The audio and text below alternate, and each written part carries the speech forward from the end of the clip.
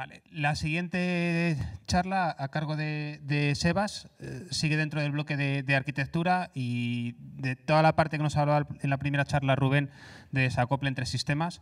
Vamos a ir más al detalle de cómo definir esos mensajes a compartir entre sistemas.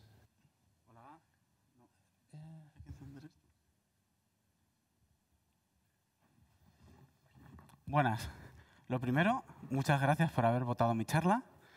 Es un placer poder hablar ante caras conocidas, otras que me suenan y gente que entró en Telefónica I+D cuando yo ya me había ido, pero es una comunidad todo esto. Y bueno, la mayoría de nosotros o todos éramos, o algunos sois todavía azules, pero yo ahora soy rojo. Trabajo en Letgo, que es un mercado de segunda mano móvil que desafortunadamente no está en España, lo cual nos hace más difícil hacer el dogfooding, de usar la propia aplicación, también reclutar. Nadie sabe qué es Letgo en España. Sin embargo, estamos en Estados Unidos, en Turquía es una locura, todo el mundo utiliza Letgo. Y hace 3 años se encendió la primera máquina en Amazon de Letgo. Desde entonces ha habido más de 80 millones de descargas y un crecimiento brutal, no exactamente en número de peticiones por segundo, pero también notable. Tenemos oficinas en Barcelona y en Nueva York, aunque en Nueva York solo hay marketing. Realmente el desarrollo se hace en Barcelona. Y quería hablar, como no, de este proceso de crecimiento y de algún problema en concreto que estamos atacando y que creo que es interesante compartir. Y aquí tenemos la Torre de Babel, uno de los primeros monolitos que fue inacabado. Y en estos 3 años que lleva Letgo, se empezó con una aplicación monolítica y, por supuesto, hubo que partirla. Split the monolith. Hay una charla relacionada con este proceso que la dio mi compañero Rafael y que os recomiendo si queréis saber más sobre esto. Pero bueno, en realidad, ¿por qué nos movemos a arquitecturas de microservicios, las startups? Antes de responder a esta pregunta, vamos a recordar que era un microservicio. Okay, estoy seguro de que más o menos todos tenemos una idea, pero nunca está mal recordarlo. Y lo primero que es un microservicio es su propio proceso, con lo cual tiene independencia. Y debe ser pequeño. Aquí hay 2 reglas para saber cómo de pequeño o cómo de grande.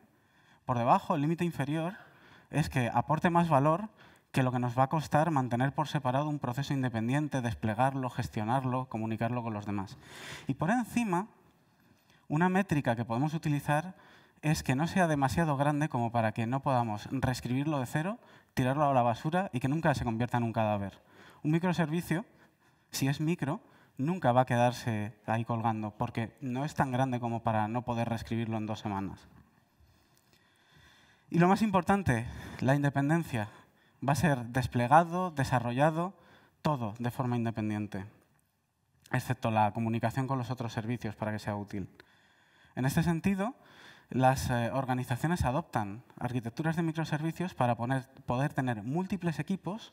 Cada uno de los equipos gestiona uno o varios microservicios, los famosos squads. Y estos servicios tienen que estar comunicados en red. Si no, no son útiles. No tendríamos un sistema distribuido. Tendríamos ese galimatier de sistemas que nos ha comentado Rubén antes. Y hay, básicamente, resumiendo muchísimo lo que nos ha comentado Rubén, 2 estilos: llamadas directas y también el suscribirse a eventos que produzcan otros servicios, siendo esta segunda opción más desacoplada, porque no necesitamos que el otro servicio esté vivo. Básicamente podemos tener algo que nos desacople esa comunicación. Puede ser un topic, puede ser una cola, y eso además nos va a permitir aumentar la disponibilidad de nuestro sistema, porque no necesitas que el 100% del código esté online en un momento dado. Pues hacer graceful degradation. Y de hecho, las empresas, las startups, adoptan estas arquitecturas para escalar. ¿Y son de verdad los servicios, las arquitecturas de servicios escalables? Bueno, en principio no hay una ventaja intrínseca en tener servicios, microservicios, porque siempre podemos distribuir nuestro monolito y tener múltiples copias, excepto las relacionadas con la independencia que nos da tener múltiples servicios. Cuando yo gestiono en mi equipo uno de los servicios y vosotros gestionáis otro, Inicialmente, el overhead de esta ejecución va a ser más grande. Cada componente está en un proceso separado. Pero podemos tener necesidades de escalado muy diferentes. Igual que en la charla anterior, cada problema se resolvía con una estructura de datos particular, nosotros vamos a tener unas necesidades de escalado completamente distintas, con lo cual, igual del componente circulito necesito ahora 2, del azul también, del amarillo solo he necesitado 1, y ya hemos escalado hasta la misma carga que replicando 3 veces el monolito, pero estamos gastando muchos menos recursos. Y además, podemos evolucionar cada componente por separado. Pero realmente los beneficios no vienen de poder escalar en número de peticiones los sistemas, vienen de la escalabilidad social. Aquí tenemos a Melvin Conway, que básicamente enunció la ley de Conway, que dice que los sistemas terminan reflejando las estructuras de comunicación de las organizaciones que los crearon. Una empresa que tiene 4 departamentos, pues sus sistemas probablemente tengan 4 servicios que se comuniquen con el vocabulario con el que se comunican esos desarrolladores, con unas interfaces que lo representen. Bueno, pues podemos hacer ingeniería inversa de la ley de Conway y organizar nuestros equipos de forma que la estructura de servicios que surja de ellos sea idónea. Y este es el concepto que tiene varios nombres, pero que Spotify popularizó con el término de squad. Básicamente son equipos, que es como una partida de Dungeons and Dragons, donde tienes un elemento de cada rol, tienes un guerrero, un mago, un DBA, y básicamente son autónomos. Y cada grupo se dedica a una feature o una parte de la aplicación y tienen la capacidad de tirar para adelante ellos solos con los mínimos. Al final tienen que estar comunicados. Pero la idea es maximizar la autonomía de estos equipos. Y por lo tanto, vamos a preferir, si queremos seguir esta filosofía, coreografiar los servicios en lugar de orquestarlos. Y por recordaros, cuando los orquestamos, tenemos un gestor de procesos o un proceso que va llamando a todos los otros servicios y los va coordinando de forma estricta. Mientras que cuando hablamos de coreografías, los servicios van emitiendo eventos, otros los leen, y no hay un punto central que determine esto. ¿Pero es todo esto gratis? Por supuesto que no. Ya hemos dicho antes que cada servicio por separado tenía una huella ecológica incluso más grande. Tener múltiples servicios es más difícil de operar que tener un monolito. Vamos a tener más repositorios, vamos a tener más procesos de integración, vamos a tener más necesidad de hacer operación, más cosas a integrar. Vamos a tener también una tendencia a más heterogeneidad. La libertad puede devenir en libertinaje. Es interesante que nuestra arquitectura de microservicios nos permita utilizar múltiples lenguajes de programación, pero no tiene sentido que tengamos un lenguaje de programación por cada 2 programadores que haya en la empresa. Y puede ser difícil gestionar el cambio en esas interfaces que tenemos entre los servicios y en esos eventos que estamos emitiendo. Por lo tanto, como dice Martin Fowler, debe de ser así de alto para poder entrar en esta atracción. Y de hecho, bueno, aparte de tener un post esta imagen, él básicamente nos comenta que no deberíamos lanzarnos a hacer una arquitectura de microservicios a no ser que nuestro problema sea suficientemente difícil como para que sea todo un desafío hacerlo como un monolito. Vale. Queremos romper el monolito, pero no queremos que nos pase como la Torre de Babel, que Dios decida que tengamos tantos lenguajes distintos que no nos podamos entender entre nosotros. Así que hay que intentar buscar un trade-off. Tenemos aquí en esta gráfica 2 ejes. En el eje vertical tenemos desde el centralismo, que todas las decisiones pasen por una persona, por el CTO o su primero de a bordo, y en el extremo contrario tenemos la completa anarquía. Y en el eje horizontal tenemos no tener ninguna garantía a tener garantías fuertes. El estado del arte en muchas startups es voy a enviar JSON sin esquemas, sin garantías, vivir rápido, morir jóvenes. Tenemos un campo que ahora es un string con un número dentro, luego igual es un número, luego igual es un null, luego igual no está. En el extremo contrario tenemos un concepto interesante que es el del monolito distribuido, que puede sucedernos porque estemos desplegando varias copias de nuestro sistema o puede sucedernos porque creamos que estamos haciendo microservicios, pero en realidad tenemos 200, 300 megas de dependencias binarias compartidas entre todos nuestros servicios y en realidad es un monolito. No lo sabemos, pero lo es.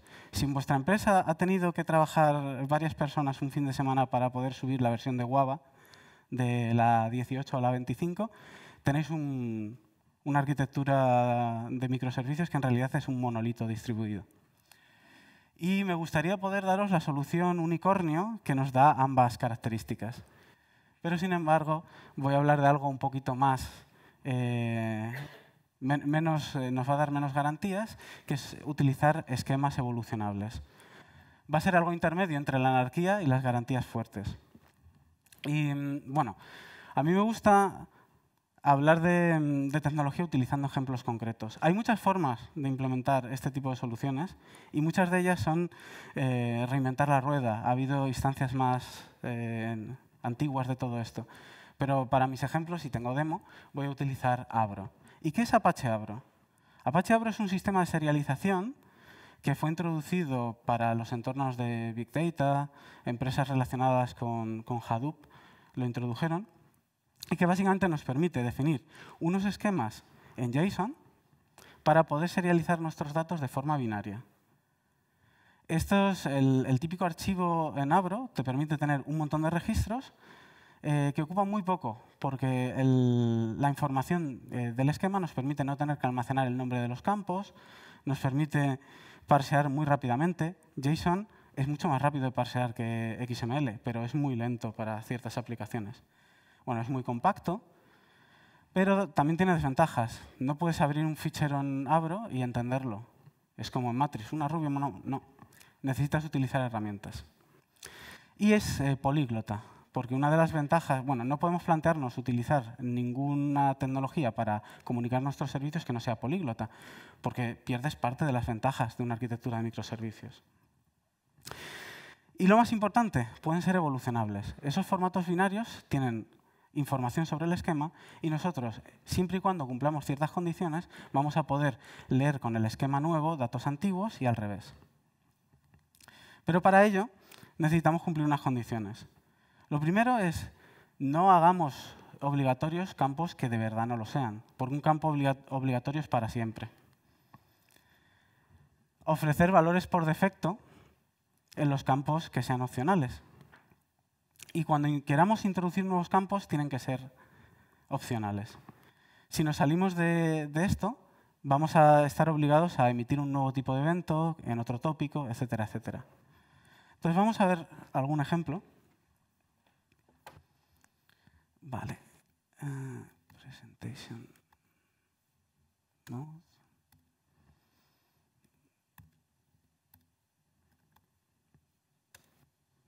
No.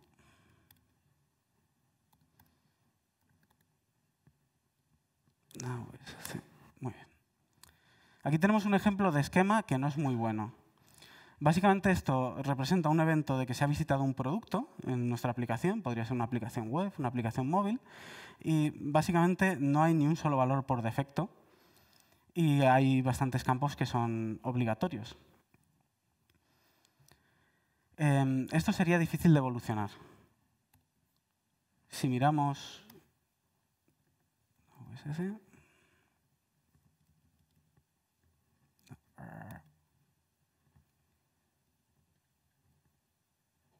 creo que voy a quitar el Presentation Mode.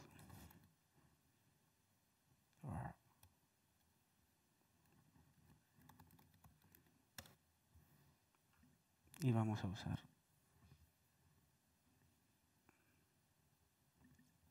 Esta otra versión, que supongo que será demasiado pequeño para que veáis, va a tener menos campos obligatorios y todo lo que se pueda va a tener valores por defecto. Por ejemplo, el User ID en una impresión de un producto no es obligatorio. Podríamos no conocer al usuario porque no esté logueado, con lo cual vamos a permitir que sea null o string. El timestamp, pues ahora mismo siempre lo estamos utilizando, pero vamos a dejar un epoch 0 por si acaso en algún momento este dato deja de tener sentido o lo cambiamos de formato. Y ahora mismo tenemos un programa de referidos, pero quién sabe si mañana no lo tendremos. ¿Vale? Una posible evolución de este esquema podría ser, dejamos de utilizar el esquema de referidos y este campo desaparece y empezamos a traquear la posición de los usuarios que nos den permiso en la aplicación móvil.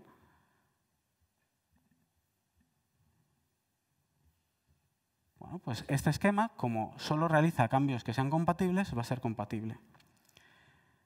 Tenemos aquí ese campo ha desaparecido y ahora tenemos un location. Y tengo por aquí un makefile.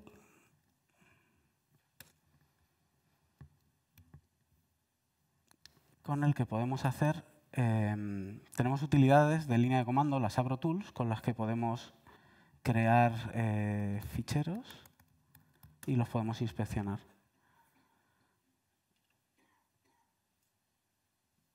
Vale.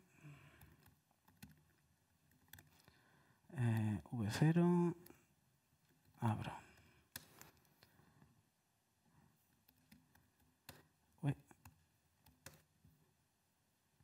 Esto me ha codificado un archivo con distintos JSONs de la versión 0 en Abro y básicamente si nos fijamos en el tamaño del fichero es una fracción del fichero en JSON. Desafortunadamente, para poder inspeccionarlo tendríamos que usar herramientas. Y tenemos el comando que habría que poner y cómo se emiten los datos por consola. Vale, volvamos a la presentación. Lo siguiente que necesitamos es algún mecanismo para poder tener esos topics o esos streams entre nuestros servicios. Y voy a hablar de Kafka, que es lo que estamos utilizando en Let's Go. Kafka, dentro de todas las opciones de diseño que hay, es un commit log distribuido. Y fue creado por LinkedIn. Los creadores han fundado su propia empresa que se llama Confluentic, donde proveen soporte empresarial y una plataforma adicional. Y básicamente lo que nos ofrece Kafka es garantías de entrega exactamente 1, exactly once, y además nos permite una escalabilidad bastante grande. Millones de eventos por segundo es bastante fácil. Y el motivo o la forma, bueno, además es súper, nos va a permitir una disponibilidad bastante alta. Yo he visto problemas de configuración en el Kafka, en uno de los Kafkas que tenemos en Let's Go, que hacían que se reiniciase uno de los maestros cada media hora y sin ningún tipo de incidencia en el servicio. Un locurón porque no saltó la alarma a tiempo, pero pasó todo el fin de semana sin ningún problema de cara a los usuarios. ¿Y cómo permite conseguir esto? Bueno, pues aparte de ser un sistema distribuido y el resto de cosas que os podáis imaginar con su zookeeper, para Kafka lo único que hay son bytes. Es completamente ciego a esquemas y a cualquier otro tipo de consideración. Y todo está optimizado para que el mismo esquema de representación de datos que hay en red se pueda mapear a disco. Con lo cual, se puede utilizar los mecanismos que tiene el sistema operativo para mover los datos con 0 copias. Con lo cual, es una bestia parda, Kafka. Pero eso hace que sea totalmente ciego a los esquemas y al contenido. Con lo cual, hay otro componente adicional que necesitamos, que es un registro de esquemas. Este registro de esquemas que existe con Kafka, hay varios, pero el que utilizamos nosotros es el de Confluentic. Y básicamente utiliza Abro. Y lo utiliza de la siguiente forma. Vamos a utilizar este registro a la entrada y a la salida de nuestro Kafka. Y lo vamos a hacer de esta forma. Los productores lo primero que van a hacer es, van a comprobar que el esquema con el que quieren escribir sea válido. El esquema registry les va a dar un número, un identificador de ese esquema. Y a diferencia de cuando utilizamos Abro para entorno Hadoop, no vamos a almacenar el esquema completo con cada mensaje, sería un desperdicio, sino solo el ID de ese esquema junto con los datos binarios. Y los consumidores lo que van a hacer es recuperar ese esquema y consumir los eventos. Y este esquema, registry, nos va a permitir definir políticas. Vale, por defecto, solo hay compatibilidad hacia atrás, pero yo prefiero la compatibilidad plena. Update. Esto básicamente garantiza que todas las versiones de los esquemas que utilicemos en un tópico tienen que ser compatibles las unas con las otras, cumpliendo las reglas que he comentado rápidamente antes y que, por cierto, hemos hecho un póster que colgaremos en diversos puntos de Let's Go. Vale, tengo una pequeña demo. En la demo vamos a tener un productor, que básicamente es la aplicación que está capturando las visitas a los productos, y vamos a tener dos consumidores. Uno que está calculando estadísticas de esos productos para distintas features del sistema y otro que pone producer, pero debería poner recommendation system, que básicamente va a acumular un perfil del usuario para poder hacer recomendaciones en tiempo real. Vale. Exit presentation mode. Vale, y tenemos aquí los tres servicios.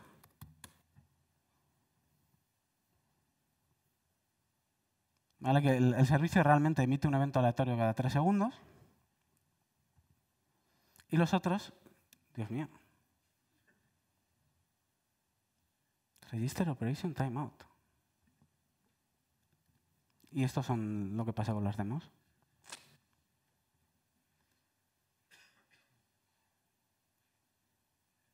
Chun, chun, chun.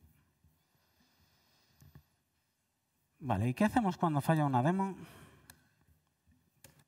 Destruir el Docker y volver a recrearlo.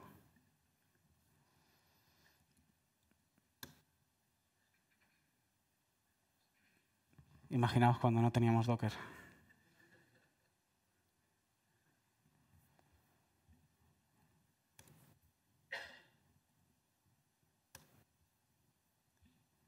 Perfecto. Otro año haré una charla sobre por qué esto de reiniciar el ordenador. Error serializing abro message. ¿Por qué? ¿Qué le he hecho yo al mundo?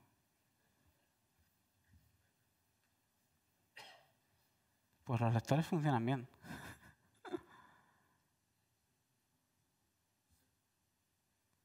Bueno, ¿cuánto tiempo tenemos? 7 minutitos. Bueno, vamos a mirar el código. Nos vamos a fiar de ti si no funcionan así, Sebas. Yo esto lo probé ayer. Bueno, vamos a mirar las capacidades de diagnóstico que tiene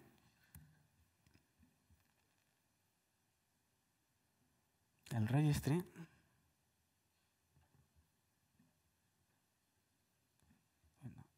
Full.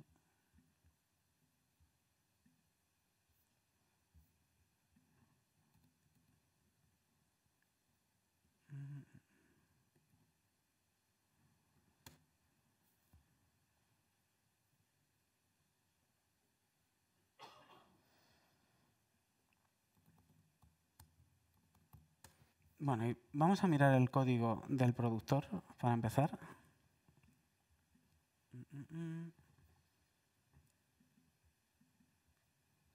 Vale, nuestro productor lo único que hace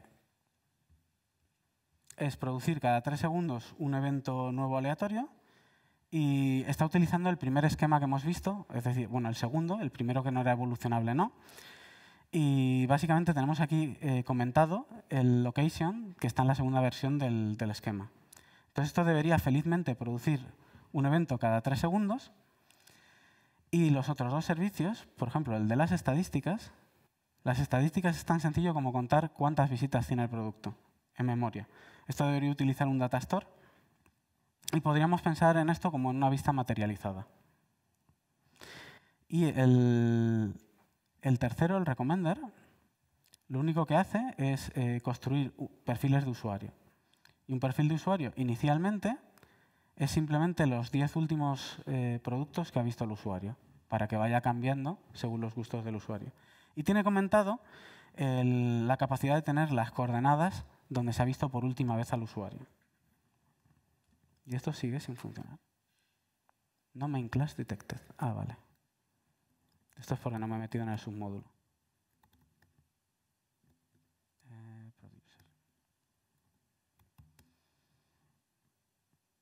Y ahora, si Dios quiere, Perfecto. Vale, entonces vemos que según se van emitiendo los eventos, los otros servicios van computando, pues el producto 5 tiene una visita, el usuario 1 tiene un perfil donde ha visto el producto 5. Según pasa el tiempo, por ejemplo, el usuario 3 ha visto 2 productos.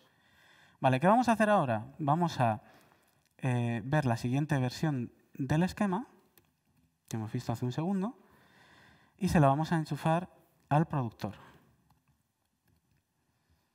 Y también vamos a quitar la parte del token, porque se supone que ya no tenemos el programa de referidos, o va de otra forma, y le vamos a poner una localización aleatoria a los usuarios. Entonces paramos el productor, lo regeneramos. Esto se puede hacer en producción sin downtime. Nos antiguamos y continúa la vida como si no hubiese pasado nada. Como el token de referidos era opcional, pues el servicio que lo estuviese utilizando ahora pues verá que llegan eventos sin referido. Y los otros 2 servicios continúan como si no pasase nada. Entonces el squad A, que maneja la aplicación que recoge las métricas, ha podido evolucionar a la siguiente versión sin afectar a los demás. Los demás, en el momento que les interese, pueden subir de versión. Y ahora el squad de recomendación lo que va a hacer es subir de versión del esquema. Aquí lo tengo puesto a fuego, pero lo podrían recoger del servicio de registry.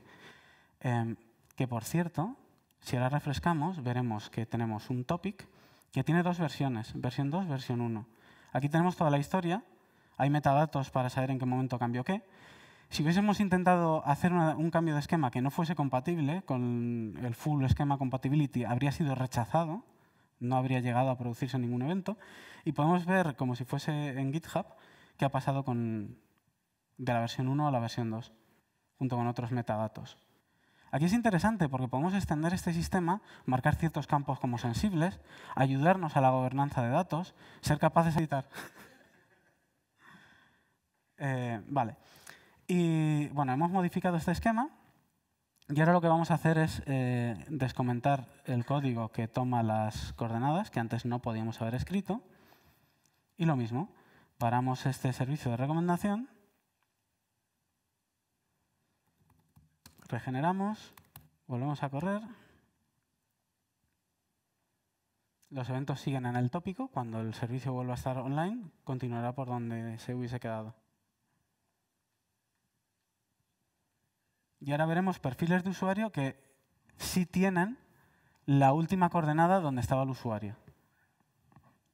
Con lo cual, magia. De hecho, el otro servicio, el de estadísticas, no se ha evolucionado, no ha decidido coger la última versión porque igual están resolviendo deuda técnica o están haciendo cualquier otra cosa ese squad.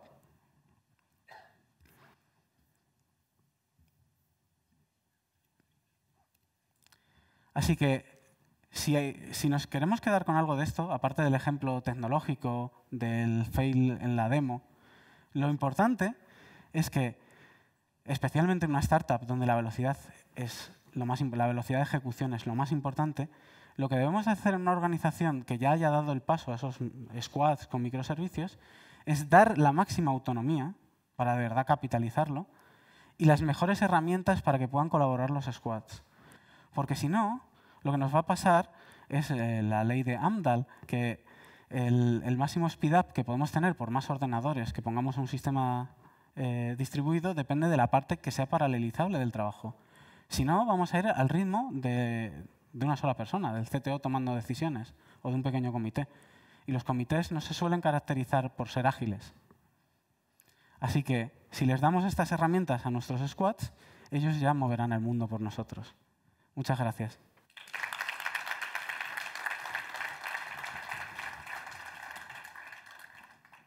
Muchísimas gracias, Sebas. Estamos contratando. ¿Preguntas?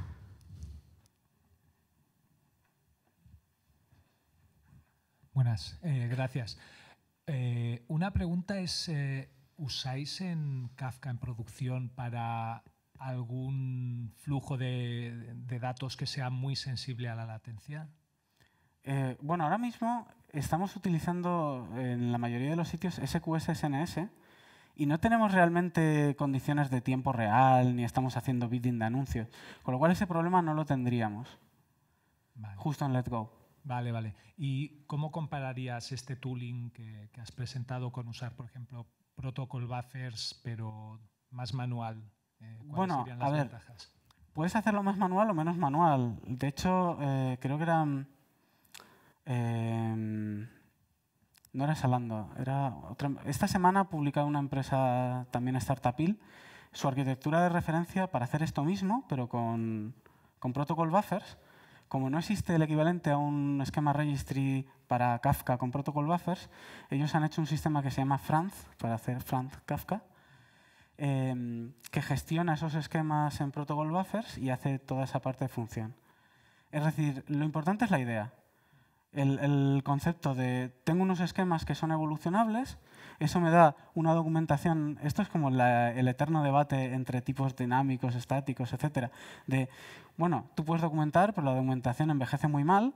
Tú puedes tener un JSON esquema en una wiki, pero también tú puedes utilizar estos esquemas para garantizar que lo que se esté publicando sea con esos datos y además, a diferencia de los tipos en tu lenguaje de programación, esto es evolucionable. Tienes ya definidas una forma de pasar de la versión n a la n+1. Sería como el concepto de migraciones en base de datos. Entonces, no nos quedemos con el ejemplo concreto de las tecnologías, que es necesario para poder hacer una demo que falle, pero la idea es dar autonomía en base a que puedan tomar la decisión de ir actualizando o no cada uno de los equipos y que existan unos metadatos que no te puedan mentir, porque si no se cumplen, no funciona la serialización.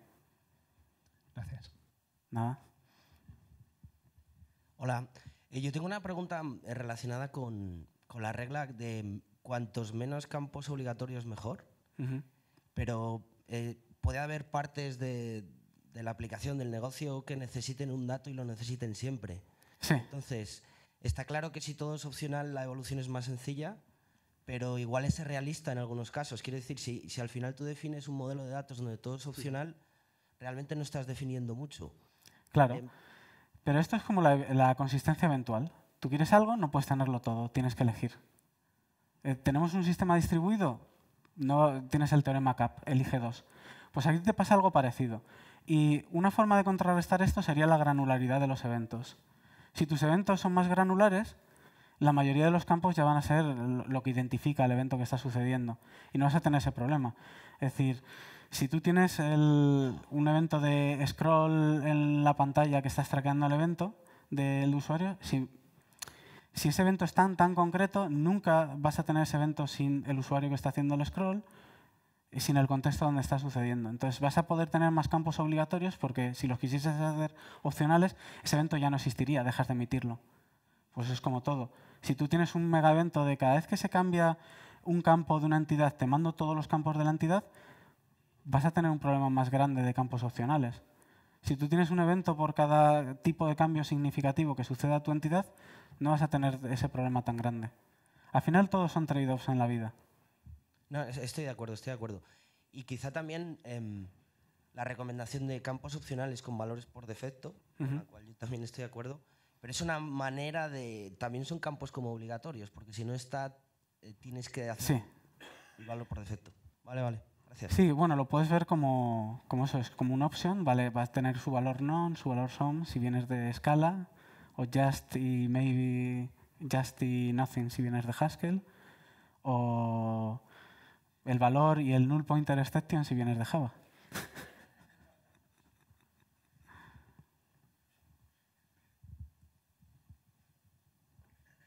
Vale, una última pregunta. Perfecto, muchísimas gracias. A vosotros.